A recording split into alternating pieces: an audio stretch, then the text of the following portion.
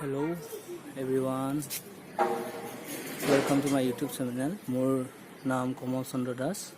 মোৰ YouTube চেনেলক আপোনালোকক সকলোকে স্বাগতম জনাইছিলোঁ। আজি মোৰ ভিডিঅ'টো হৈছে আমাৰ ঘৰৰ অপৰাজিতা ফুল আৰু গোলাপ ফুল দেখুৱাম। তো অপৰাজিতা ফুল নিজৰ ঘৰত থাকিলে বেছি ভাল আৰু যেতিয়া ক'ৰবাত যায় লগত এটা লৈয়ে যাব লাগে, বগা হওক বা নীলা হওক। আৰু অপৰাজিতাৰ ফুলৰ নীলাটোৰ পানী খালেও বহুত বেমাৰ কাট যায়, এইবোৰ থকাটো বেছি ভাল। তো বলক বস্তুটো চাওক।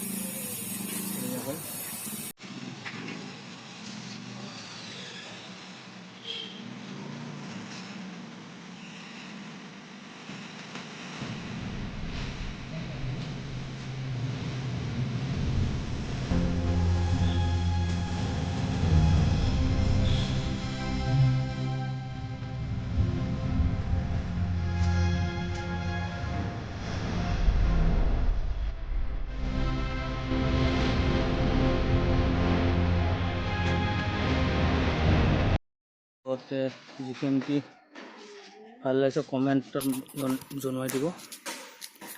আৰু অশোক ফুলৰ গছডালো দেখাই দিওঁ। এয়া অশোক ফুলৰ গছডাল বহুত ধুনীয়া লাগিছে ফুলবোৰ। অশোক ফুলৰ গছ, গোলাপ ফুলৰ গছ, আৰু ৰকমৰ গছ দি আছে।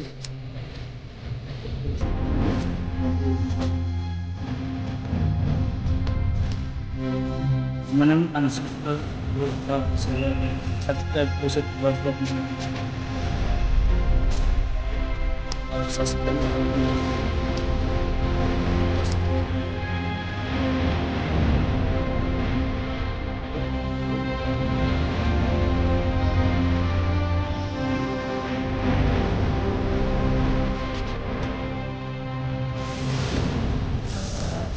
অবস্থা খুব ডাঙৰ আছে।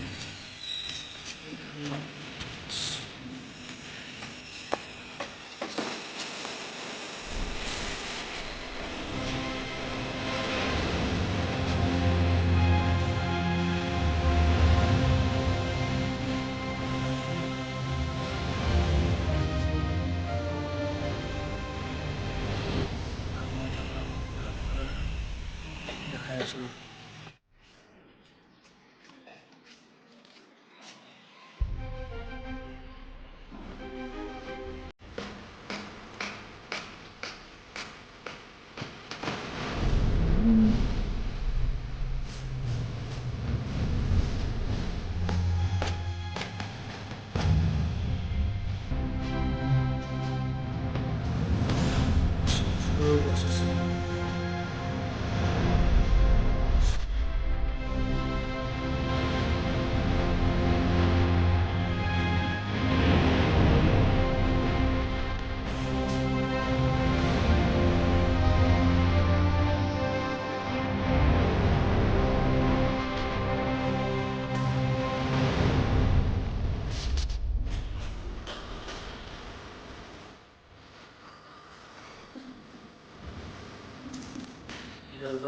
গোলাপ ফুলৰ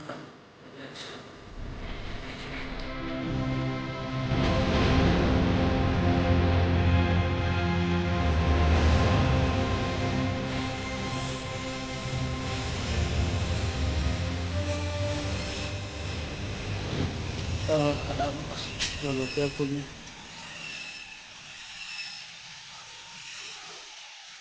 এইটো হ'ল আপো কালাৰ, ধুনীয়া কালাৰ। পাহি দিছে নাই, কিমান পাহি আছে।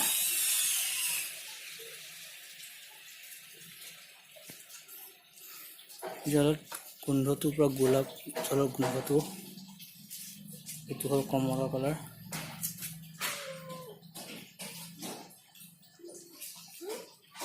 এই হ'ল আজি মোৰ ভিডিঅ'। ভাল লাগিছে যদি লাইক কৰিব, কমেণ্ট কৰিব আৰু লগতে ছাবস্ক্ৰাইব। এতিয়ালৈকে বাই বাই, টাটা।